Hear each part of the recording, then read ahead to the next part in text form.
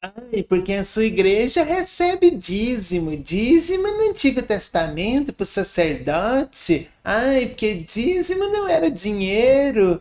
Ah, porque o certo é ter contribuição voluntária. Ah, mas o dízimo não sei o quê. O certo é o pastor trabalhar. Ah, mas os altos salários dos pastores. Ah, eu já estou assim de sacola cheia com esse assunto de dízimo. No canal já tem um vídeo comentando sobre isso e é incrível a surdez seletiva que a turminha do mimimi gospel tem na hora de tocar nesse assunto, na hora de tratar um problema complexo e até de respeitar as condições que alguém escolhe para viver, para ser igreja e que não fere as escrituras. Se a Bíblia proíbe algo, nós também devemos proibir no nosso dia a dia. Se a Bíblia manda fazer, nós devemos fazer. E esse é um princípio muito básico. Mas parece ter uma turminha aí que tem uma surdez gospel seletiva incrível. Eu já ando assim de sacola cheia e eu já não discuto mais alguns assuntos, deixo que falem. Mas esse vídeo aqui vai ser um vídeo longo e eu espero colocar em pratos limpos essa questão do dízimo e da oferta aí. Quando eu disse que a turminha tem um ouvido gospel seletivo, não estou brincando. No meu vídeo, já tem até uns anos em que eu falo sobre dízimo, a primeira coisa que eu falo é que bom seria, e até justo, que ninguém recebesse salário nenhum da igreja, que todos os pastores pudessem trabalhar, sustenta sua família com o seu trabalho, e como todo crente vai à igreja, o pastor também vai, assiste o culto, prega, volta para casa. Esse é o cenário perfeito, ideal. Agora, na prática, o trabalho do pastor não é pregar, não é ir na igreja. É o trabalho de aconselhamento, de visita a hospitais, de aconselhamento familiar. E aí, quando eu preciso, por exemplo, de uma visita no hospital, se o pastor trabalha, ele vai poder ir depois do trabalho. Se eu preciso de um aconselhamento e eu quero esse aconselhamento, por exemplo, depois do culto, o pastor vai dizer não posso, porque eu tenho que dormir cedo, porque eu tenho que acordar cedo, porque eu tenho que trabalhar. A igreja não me sustenta. Então, quando eu tenho um pastor remunerado, eu tenho um pastor que vive para aquela comunidade. O pastor que eu posso querer aconselhar com ele até 1, 2 da manhã, com um problema lá que está, por exemplo, quase dando divórcio, do filho que bateu na mãe, na mulher que bateu no marido, o marido bateu na esposa, e o pastor vai lá conversar, tentar ajudar numa solução. Se o pastor não tem que acordar cedo para bater ponto, como hoje eu tenho que fazer, ele pode fazer esse aconselhamento. Não estou brincando, eu trabalho, eu não recebo salário da igreja a qual eu sou pastor auxiliar. Se você quiser que eu vá visitar a sua avó na UTI do hospital, eu vou dizer, olha amiga, eu saio às 6. Se eu puder ir depois das 6, eu vou. Mas você quer agora. Aí eu vou dizer, então liga na igreja, vê lá se tem algum pastor que trabalha na igreja, né, que recebe lá o seu salário da igreja, que ele está à disposição para ir. E aí a pessoa ignora essa realidade, ignora completamente. Fala, amigo, se você nunca vai chamar o pastor para um aconselhamento, se você nunca vai precisar de uma visita hospitalar, se você nunca vai precisar de nada disso, aí eu concordo com você.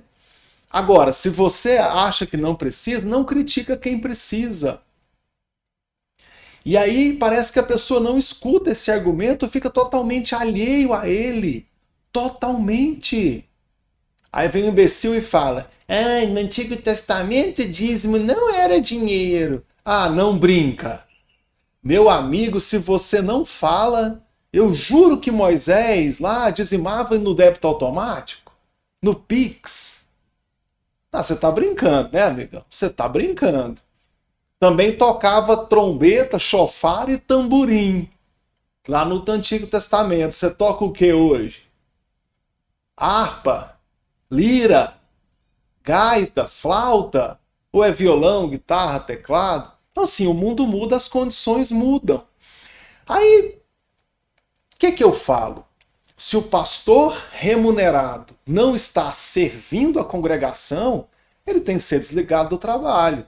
Tem que suspender o pagamento dele. Quando você foi lá apresentar seu TCC para a faculdade, você gastou quanto tempo para estudar para o TCC? Para fazer uma boa palestra, uma boa aula, quanto tempo você se prepara? Então, quando eu tenho um pastor remunerado, eu consigo viabilizar essas questões e dizer, pastor, eu quero bons estudos bíblicos, quero pregação boa, porque a congregação está sustentando aí o seu salário, então você vai nos servir com a palavra, com o dom que Deus te deu, e lá vamos nós. Esse é o cenário ideal. E eu o defendo sim. E aí vem, não, mas dízimo tá errado, dízimo é no Antigo Testamento, dízimo é não sei o quê. Aí tem outra coisa que eu defendo sempre e que o mimizento gospel ignora. Ignora. Parece que fica surdo a hora que eu falo. Quando eu digo, olha, se alguma igreja está recolhendo dízimo, pedindo dízimo aos moldes do Antigo Testamento, amaldiçoando as pessoas, dizendo que é lei, que é vontade de Deus, que tem que adorar a Deus através do dízimo, blá blá blá, está errado. O dízimo fazia parte da lei cerimonial do Antigo Testamento, que foi encerrada em Jesus. Então, realmente, esse molde do Antigo Testamento ele foi encerrado. No entanto, no Novo Testamento fala sobre contribuição. A Bíblia fala para contribuir sempre, de bom coração, proporcional ao que ganha. É isso que o Novo Testamento fala. Mas não fala valor. Como não fala valor, nós achamos coerente aproveitar o modelo de 10% do Antigo Testamento, que afinal de contas é bíblico, e que não fere os 3 pilares do Novo Testamento. Vou repetir, dá sempre com alegria, proporcional ao que ganha, mas que seja como uma sugestão, e isso a Bíblia ensina. Agora, se algum pastor, se alguma denominação obriga, exige, humilha, amaldiçoa, tá errado. Engraçado que quando eu falo isso, não tem ninguém aqui nos comentários dizendo, ah, legal, isso é interessante. Ou você discorda desse argumento. No vídeo sobre dízimo e salário de pastor, o comentário que eu mais fiz em resposta foi, o que o seu comentário tem a ver com o vídeo? Porque a pessoa escuta meu argumento criticando os altos salários de pastores, que eles não merecem isso, criticando aqueles falsos pastores, que ao invés de procurar um emprego, viu na igreja uma forma de ganhar dinheiro fácil. Eu critico essa atitude e a pessoa ignora. E vem falar para mim que o dízimo era lei. E eu falo, não brinca, se você não fala, eu nunca ia desconfiar. Aí eu repito o argumento que Moisés devia dizimar no débito automático, né? Lá no banco do Crescente Fértil, né, no banco do Oriente Médio, transferia no Pix. Então as condições são diferentes. Tem outro babão que vem aqui e fala assim, não, mas Jesus não era membro de nenhuma igreja, os apóstolos não mandou construir denominação, isso é sinagoga de Satanás. Eu perco o rebolado nessa hora, porque tem um monte de coisas que o Novo Testamento não tem. Por exemplo, onde é que está na Bíblia te mandando ter uma Bíblia? Me fala aí, onde é que está na Bíblia mandando você ter uma Bíblia? E aí, vai jogar a sua fora? O Novo Testamento, aquele período da história da igreja, foi de intensa perseguição. Pessoas sendo mortas pelo motivo de ser cristão. 2 dados que você não deve ter percebido. No Novo Testamento, a própria Bíblia fala que Saulo, que então vai se tornar o apóstolo Paulo, ele exterminava os cristãos. Agora, deixa de ser analfabeto funcional, pega um dicionário e leia a definição de exterminar. Exterminar não é chamar de bobo, não é rir da sua cara apontando o dedo para o seu nariz. Exterminar. Ok? Como é que eu construo igreja quando o Império Romano está matando o cristão pelo motivo de ser cristão? Como? Como? Então eu tenho intensa perseguição sobre a igreja. Quando as perseguições acabam, em 313 depois de Cristo, com o Edito de Milão, começa a se organizar as igrejas locais. E aí depois vai surgir o templo. Concordo que os templos se tornaram faraônicos, né? Que a teologia, especialmente na Idade Média, não era nada boa. Mas eu não posso simplesmente criticar um modelo com base no Novo Testamento, com base em intensa perseguição. E eu já fiz vídeo dizendo isso. Não tinha templo no Novo Testamento por causa da dura perseguição contra os cristãos, ou porque os apóstolos simplesmente acharam que era antibíblico construir templo. Jesus pregava no templo, pregou no templo. Os apóstolos frequentaram o templo dos judeus. Lá na Porta Formosa, no milagre do aleijado, não tenho prata nem ouro, mas o que eu tenho eu te dou, levanta e anda. Estavam indo no templo dos judeus. Acontece que a perseguição também veio por parte dos judeus inicialmente, depois por parte dos romanos. Aí não tinha mais como ir no templo. E aí se reunia escondido, em caverna, no meio do mato, em casas escondidas. Eu disse 2 dados, né? Um é do então soldado do Império Militar do Império Romano, Saulo de Tarso, exterminando cristãos. Eu espero que já tenha dado tempo de você olhar no dicionário o que quer dizer exterminar. E o segundo dado, a tradição da vela no culto vem desse período. Vem de quando os nossos irmãos cristãos do 1º século, 2º século, se reuniam escondido, cada um levava debaixo do braço uma vela, uma lamparina, chegava no lugar do culto, ligava a vela, acendia, né? Ligava é um termo muito atual, acendia a vela, a lamparina, fazia o culto, apagava e vinha embora. E essa era uma forma de ter a reunião escondida do próprio Império Romano. Se você pesquisar aí a era chamada Era dos Mártires, nós vamos ter aí cristãos morrendo de todos os lados. Como é que eu vou construir templo, fazer uma... O Império está matando cristão, perseguindo cristão, buscando cristão, matando dentro de casa. Aí a gente pega uma casa e põe uma placa na porta e escreve: aqui é um culto de cristão, começa às 8. A gente vai começar o culto, o Império Romano entra lá e mata todo mundo. E aí o camarada vem falar isso: ah, não pode receber dízimo e tal, dízimo tá errado, dízimo não sei o que, blá blá blá. Gente, então, pelo amor de Deus, tá? Eu preciso reconhecer, e eu reconheço isso sempre, só falta gente com lealdade intelectual para considerar isso, tá? De que existem falsos pastores, sim, falsos mestres, sim. Tem muito homem e mulher preguiçosa, que ao invés de trabalhar, acordar cedo e bater ponto, percebe que se dedicar à igreja, vai ter ali um salário que dá para ir levando, e não vai trabalhar de pedreiro, de feirante, não vai pegar no pesado. Então fica ali, trabalha pelo dinheiro. Agora, como é que você identifica essas pessoas? Tem várias maneiras e eu falei uma aqui. Observa o cuidado para com a comunidade.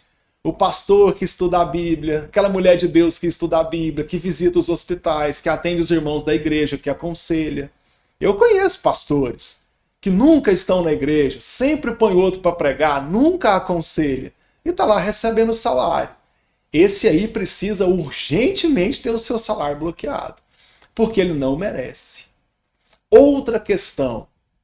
Normalmente quem fala mal de dízimo ou é membro daquelas igrejas que não recolhe dízimo e acha que tem que criticar por si só, ou é desigrejado, falando que o dízimo é para sustentar pastor, não sei o quê.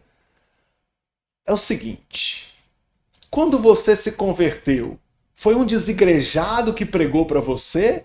Ou foi numa igreja formal, numa congregação?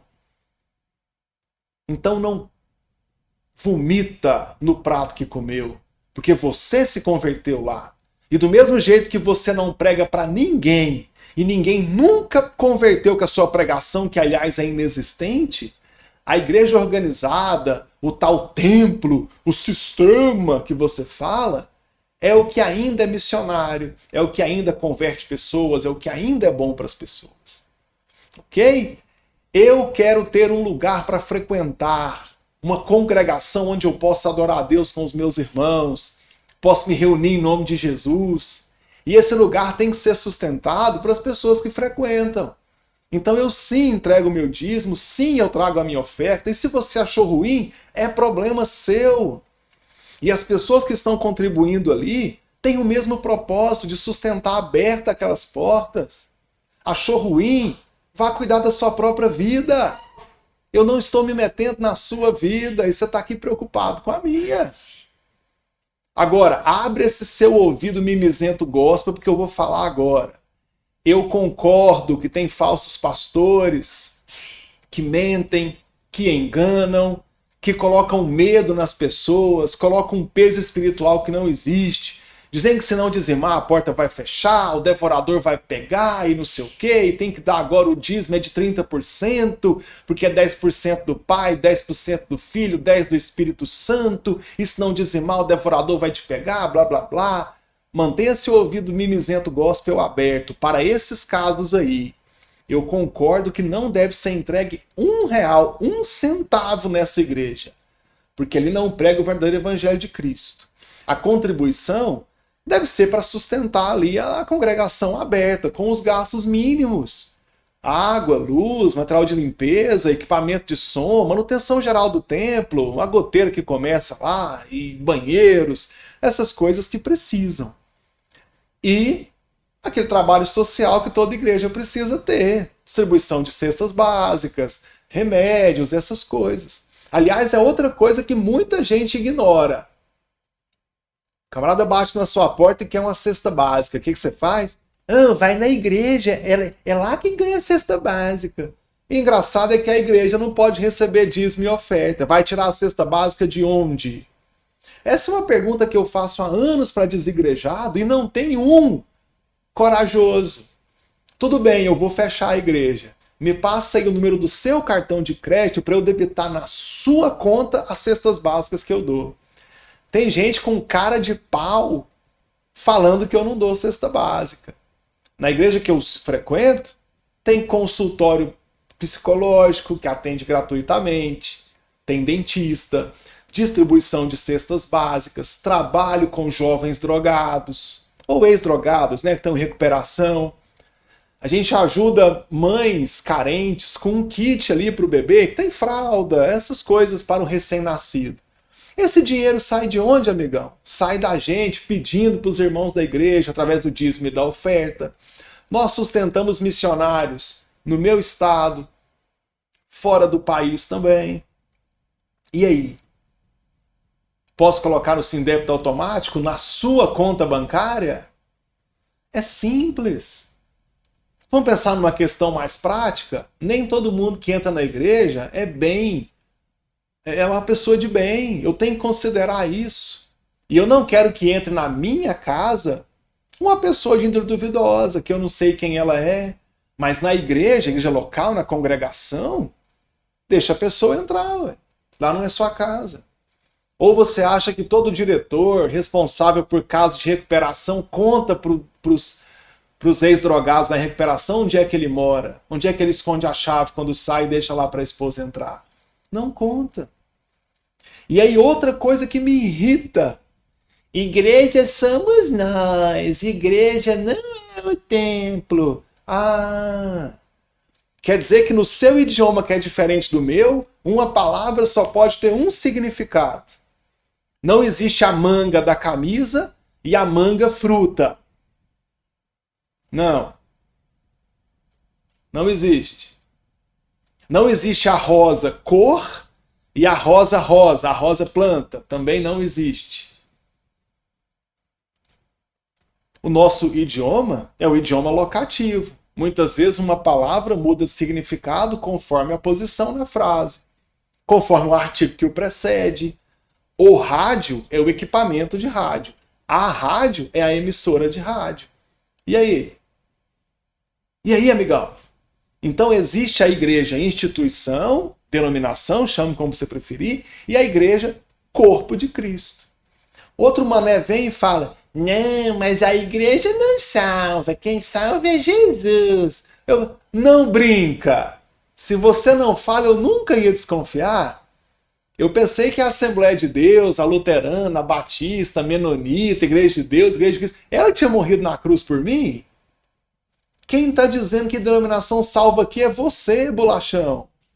Todo mundo é salvo por Cristo. Estou falando de manutenção da igreja local para as atividades locais. Ah? Para finalizar esse bate-papo aqui, é o seguinte. Eu cresci dentro de uma denominação, de uma igreja local. Meu filho está sendo criado em uma. E do mesmo jeito que eu cresci em Cristo, em um ambiente saudável, onde se reuniam outros crentes, cantávamos juntos, líamos a Bíblia juntos, nos ajudávamos mutuamente. Eu trabalho para que a igreja hoje também continue assim, para que o meu filho seja educado onde eu fui. Porque eu estou preocupado com o Evangelho de Cristo, com a pregação do Evangelho. Mas de vez em quando eu preciso vir aqui para vacinar quem acompanha meu canal, os membros da igreja a qual eu sou pastor, de gente como você, que não prega, não tem vida com Deus, não apresenta um fruto do Espírito, mas está aqui falando mal da igreja, falando mal de quem prega. Há anos eu desafio nesse canal para um desigrejado me chamar para uma reunião de desigrejado. Onde é que vocês cantam? Onde é que vocês cultuam a Deus? A Bíblia manda congregar. Cadê a sua congregação? Cadê os frutos do seu evangelho? Cadê as pessoas que você prega? E elas se convertem. Cadê? Me mostra um. Até hoje, nenhum. Tem mais de 10 anos que eu faço esse desafio. Então, quando eu falo de oferta e eu falo de dízimo, eu estou falando dos irmãos da congregação que se reúnem, cada um dá um pouco do seu dinheiro, mantém abertas as portas da igreja para abençoar outros, assim como eu um dia fui abençoado. E para um lugar que é saudável para mim, que eu vou com a minha família, que eu quero que meu filho cresça naquele ambiente do mesmo modo como eu fui. Você não gosta? Não vá. Está roubando? 190. Pega seu telefone celular aí, liga para a polícia e denuncia o roubo. Não concorda com a atitude de falsos pastores? Eu também não concordo. Não acha certo? Muita coisa eu também não acho certo. Eu também não acho certo e aqui eu critico. Agora, quem anda de acordo com as Escrituras, quem faz o que a Bíblia ensina, não tem do que se envergonhar. Quem faz o que a Bíblia ensina, continua servindo a Cristo, demonstrando as qualidades do ministério que Deus deu.